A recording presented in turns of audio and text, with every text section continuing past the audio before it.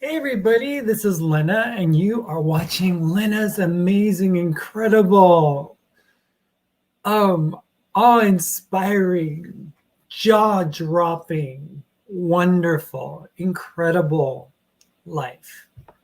I hope you guys are having a great life as well. Um, and life isn't just about, being happy and everything like that. It's actually being content and knowing that every situation in your life that there's a purpose and a plan. And if you're going through hard times, it's not necessarily that you did anything wrong. It's just a stage of life that you're at. And well, I was at that stage for a good long time. It was a growth stage. Let me just say the last 6 years have been a huge growth stage for me.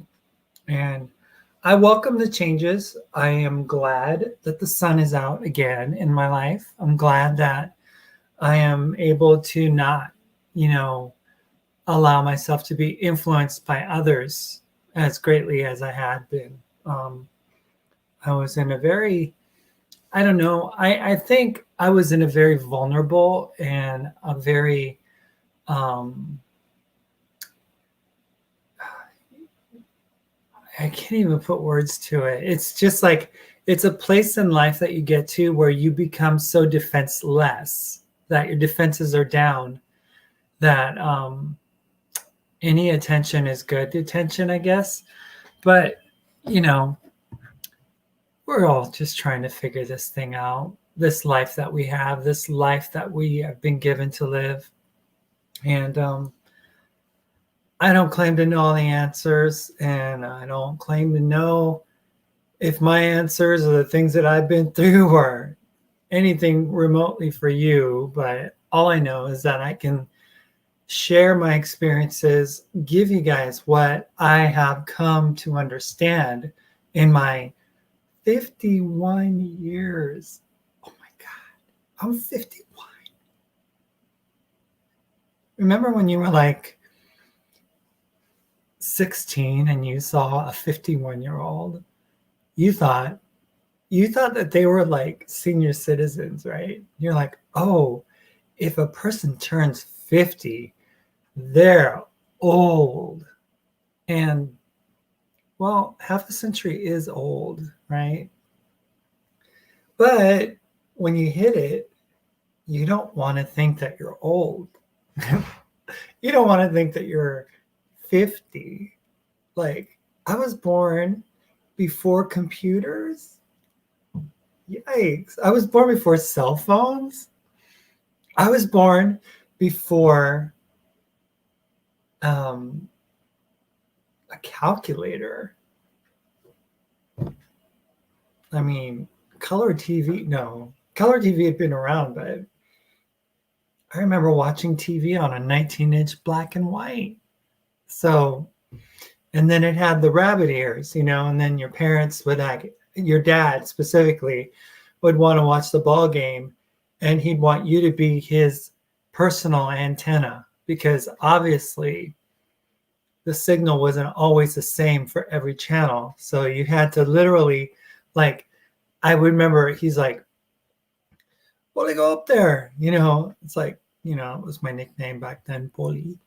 And so he goes, go up there and fix the reception. I'm like, what am I, a tech?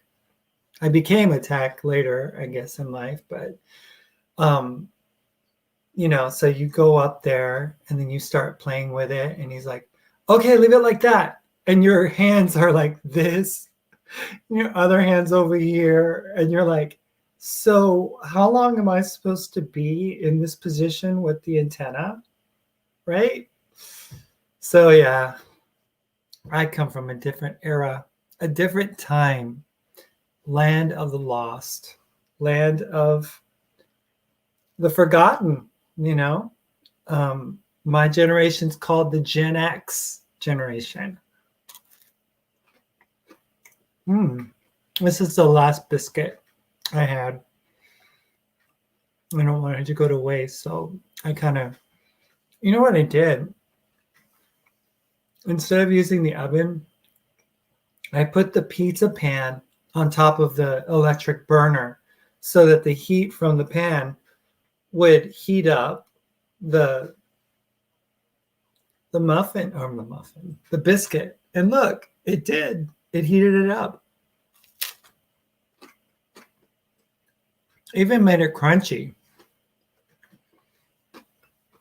Oh, and for those who don't think I'm eating fruit anymore, I think you're sadly mistaken, because now that I'm in the state of Washington, I am now the connoisseur of apples. You know, when I was in Arizona, I liked, different varieties of citrus, but now here we are in the state of apples, Washington. And this particular apple is called the Cosmic Crisp. See it? It's a new version of an apple. And what I noticed about it is that when you like bite into it, and then if you put it in the fridge or something, and it doesn't like get oxidized, where how apples they get kind of that brown ugliness to them on the flesh.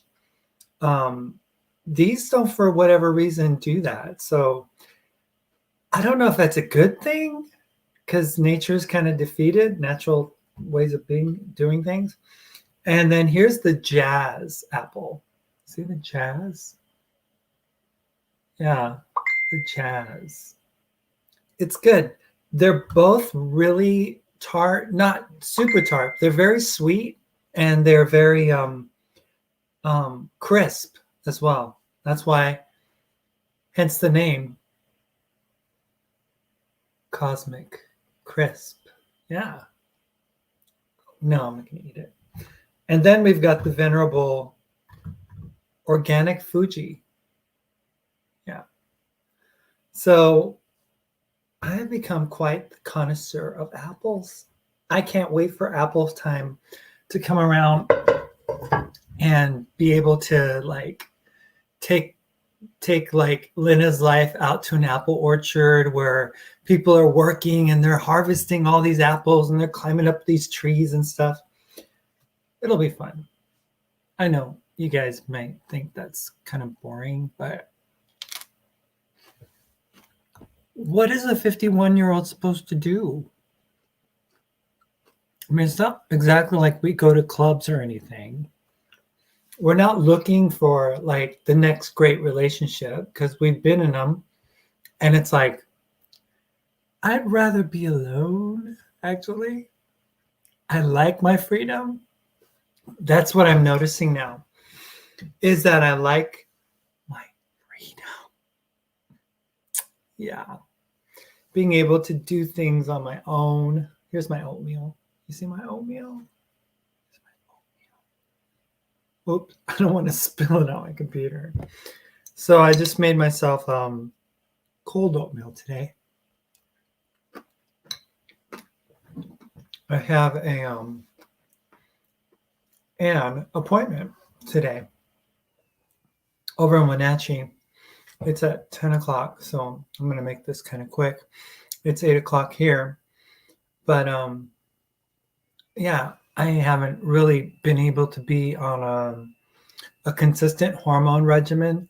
So I'm looking at finally getting the doctor to prescribe me estradiol valerate injections. In other words, injections. Hopefully, they can understand that taking those little estradiol pills doesn't really do a whole lot, honestly, because it's like 70% absorbed by the liver, is it? Or the kidneys? Liver, kidneys? I can't. One of those body parts just kind of like takes it up and uses it, filters it out, and then eventually you have like 30% of what you were prescribed. And then you're like, okay, do I do more? Because if I do more, then it's like is it bad for me? Right? Oh, hi, Becca. Pen Red Dog Mom. She's a dog mom. So, hey, Ember's Art. How are you? Yeah, so I'm just chilling, getting ready for the day. And willing to chat about whatever. You know, I entitled the show today. I titled it show. It's not a show. Show and tell. No, it's not show and tell. Yvette G. Hi, Yvette G. I'm trying to remember Yvette G. I'm doing good, Ember's Art. Really good, really good. I'm just trying to figure out how my work schedule is going to go. Loving the new hairstyle. Well, it changes every day, but my hair, work in progress. Sometimes I show it, sometimes I don't. Too much here or too little in the front, it's like so I just kind of like just do with what you got, right? Do with what you got.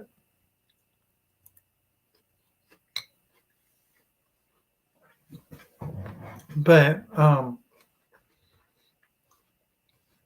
the other day there was a windstorm. I know I blogged about it or vlogged about it. I guess that's the word for it when you video vlog. And I did a Facebook Live during my pandemonium time there. And basically, my power went out. It was really windy. The neighbor was yelling, saying, "Lynna, I'm leaving. It's getting dangerous here." And I'm like, okay, so I'm by myself and it's dangerous. Apparently, it's dangerous. We did have a conversation about a certain tree back there that was leaning, or something earlier, a couple days or a day before. And he's like, "It's going to fall. And if it does, it'll land on my place. So I can't be here." I'm like, okay, well, I don't feel that way because, first of all, I don't know what the tree looks like. You might be a little exaggerated. And two, God brought me here. So, I mean, I'm not going to leave. Where am I going to go? He just went to his van, right? And sat out and sat down and stuff. And he was going to take off, but he decided not to. And then I heard some noises upstairs, and I was like, "Oh my gosh!" So he's back. So he comes back, and then the wind's still howling. It's still doing some crazy stuff. So I call out to him. I say, "Ferdinand," that's his name, Ferdinand. He's a Filipino guy, part-time fisherman. Does a lot in Alaska, I guess. And yeah. So Ferdinand responds and he says, "What?" And I go, "You're welcome to come down here if you would feel safer." He's like, "Oh, no. Really?" I go, "Yeah, come on out. Come on down. Let's have a conversation." Right. So he comes down, he brings a sleeping bag. He's sitting over there on that couch, I'm like, "Hey, if you want to go to sleep and more than welcome to. Actually, the couch pulls out as a sofa bed. If you want to sleep on it, you're welcome to. Oh, I don't want to impose. I'm like, "You're not imposing." It's like 1:00 in the morning. The wind's howling. Power's out. Candlelight, That's one way to get to know your neighbor, right? Little up close and personal in the dark like that. So needless to say, it was a good experience. He's a nice guy.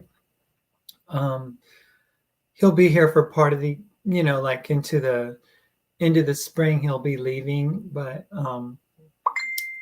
I'll still be here. I just, I just really, I'm just amazed, what I had lost out on, what I had like literally kind of like not been a part of, which was society and other people and interacting and talking to people and having a good time. I mean, I've got you guys here. Tracy's here. Yvette's here. Justice. All right. Justice is here. Hi, hon. Looking good. Oh, I love that. Love that. It's better than looking bad, right? And then Amber's Art is here. And then Becca was here earlier and might still be here. I mean, community, having connection, having friends, having people. It seems like that escaped me whenever I was with a certain someone. That certain someone demanded so much of my undivided attention. And basically everybody that I had ever been friends with, I would never talk to anymore because they'd be like, why are, we're married. You don't need to be talking to other people. And I'm like, oh, you're right. I probably shouldn't. Okay. So I'm like, put my tail between my legs and I'm like, okay, all right, let's do this marriage thing. Right. Well, we all know how that turned out, right? Not very good. And, not very good. Not that I'm bitter or anything, because I'm really not. I'm happy to be by myself. Yeah. I'm very happy to be by myself and to finally have the opportunity to kind of like act as a responsible adult again in this world. And one of the things that I felt was very irresponsible for me anyway, and I'm not saying that anybody else should work, but for me, whatever I could do in order to have some kind of dignity, some kind of self-respect was tied to being able to work. And I know how important it is for someone's dignity to be able to feel like you're contributing and giving back to society and being a part of this system, which I was being told was so evil and so bad. This system is so wrong, right? We're enslaved to it. It's like, no, the Bible says we're supposed to be in the world, right? In it, which means inside of it, working within the system, but we're not of it, that we don't let it become us, right? That we work with it. So we live on planet Earth. This is what we've been given. It's not a death sentence. It's not a curse. It's a blessing to be here. And we're learning our lessons and everything. And it's important. It's important that we appreciate every juncture, every twist and turn in life that we get thrown into. Tracy says, I like being myself too. If things go sideways, I am responsible. Yeah. I like being in control of my life, I mean, not being in control because I'm not that kind of person.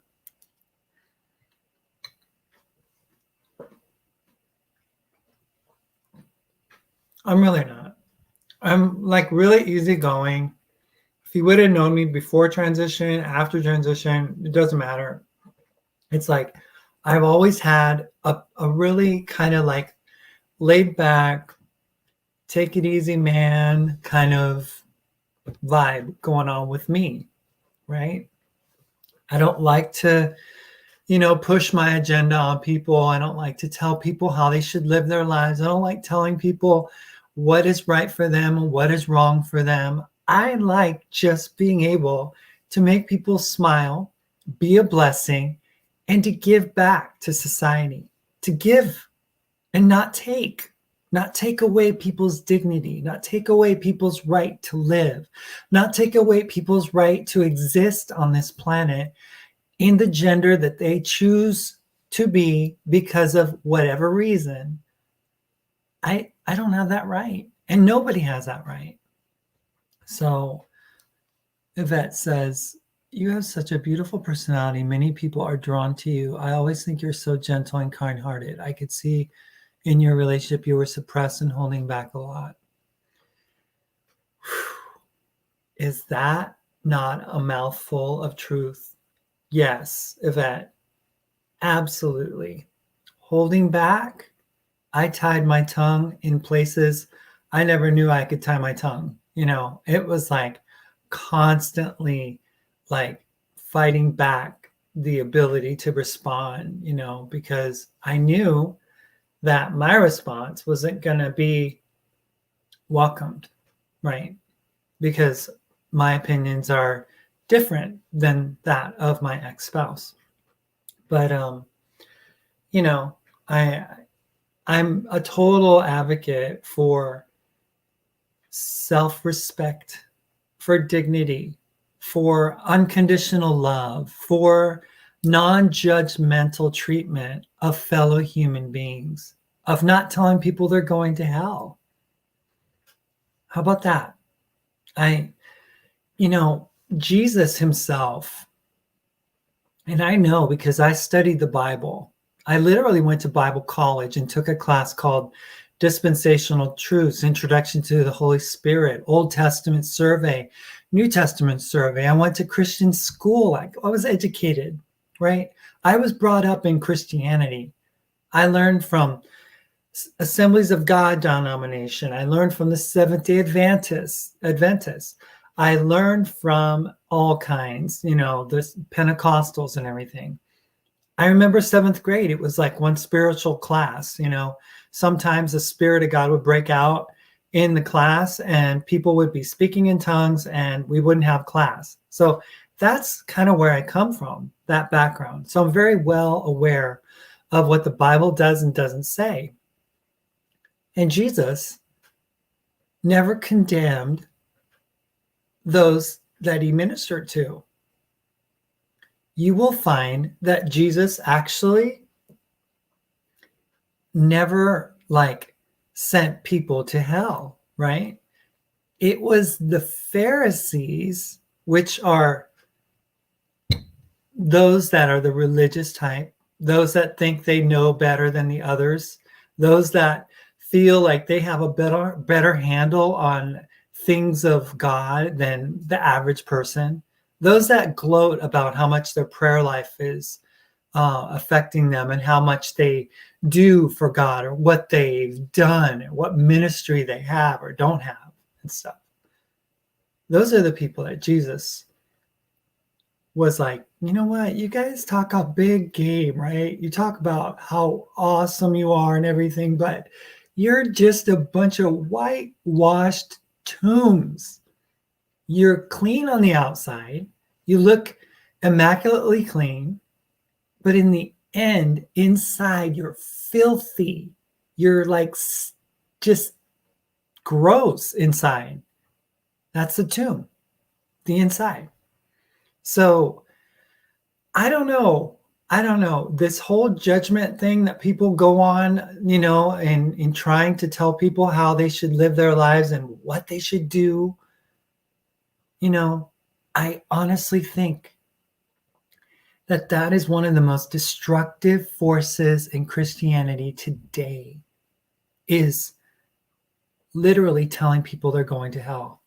Literally telling people, well, I don't know, but if I, you know, what I am doing is this, and, you know, if you're not going to do it, then, well, it's on you.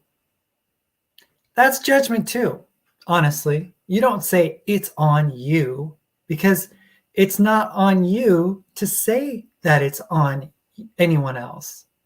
The Bible says we should all work out our salvation with fear and with trembling.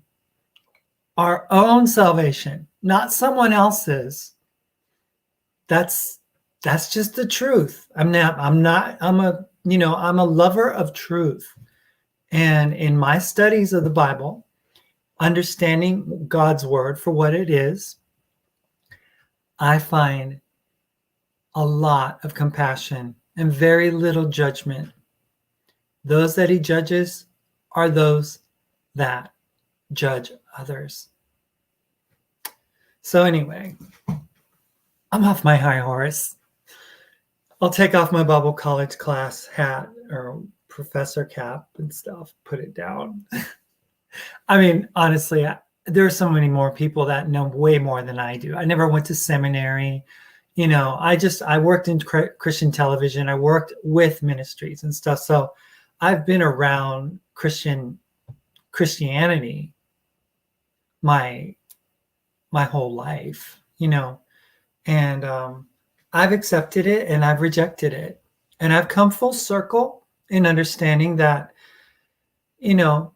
it's not my responsibility to tell other people how much they should love God or where they're going if they don't. So anyway, I need to get going. But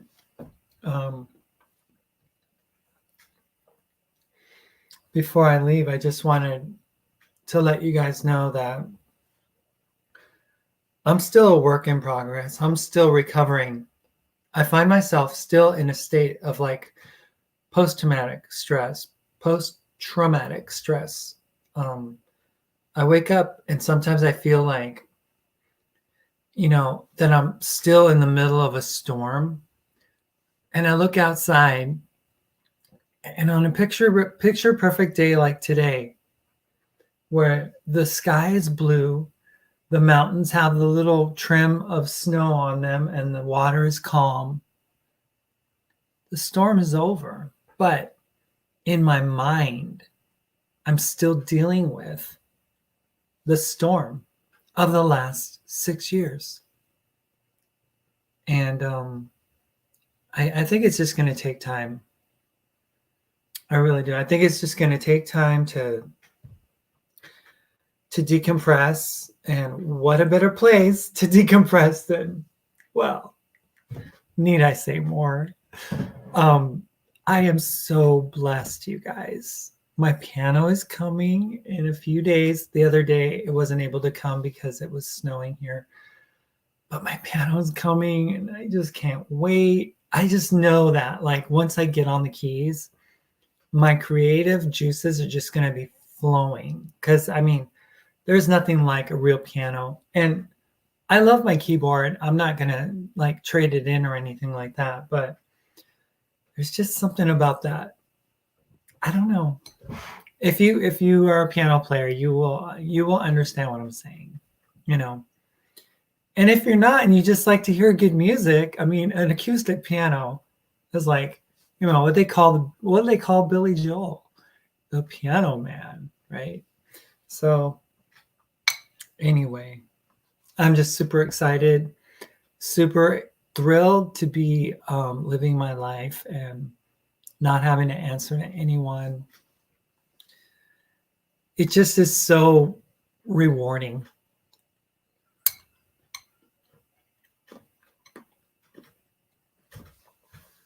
Super rewarding. And I just feel like I'm able to like express myself in a way that I hadn't been able to in the past. Like Yvette was talking about suppression. Ever since I started this vlog back in 2014, I've always wanted to be absolutely 100% honest, truthful, just speak the truth, give people the hope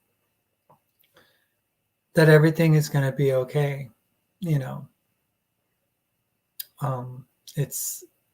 Life is hard, and life as a trans woman, Well, we're blessed with a little bit even harder life. I was talking to a friend of mine had been following me and stuff on my YouTube channel, and she actually transitioned earlier when I did back in 2013.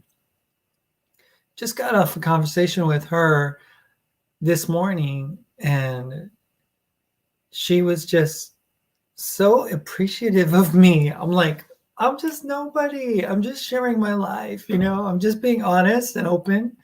And I've got a bunch of videos that I've shared a lot of stuff and said a lot of things. Some things I regret. So Michaela says, "You're awesome, Sauce. Been following you for a while, and you've helped me be true to myself. Stay strong from a young trans girl in Australia." Yes, I love that. I love that. I love being able to be an example. I love being able to help people. For instance, just yesterday, I was working a job with Instacart, and I had opportunity to pick one job location, like one job or another job. And the one that paid a little bit more was out like 20 miles away. And that area is harder to get to and stuff like that. So the need, when the people that do get orders from there, it just always seems to be special needs people that need help, and sure enough, yesterday I drove out to Kashmir, which is the town that I accepted the delivery to. I did the grocery shopping for this woman. I pulled up to her place, and she said, "Thank you. Thank you so much for being here for people like me." I go, what do you mean?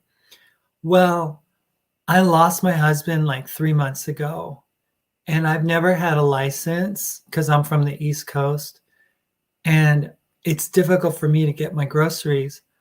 But I'm just so grateful that people like you are willing to do that work and help me."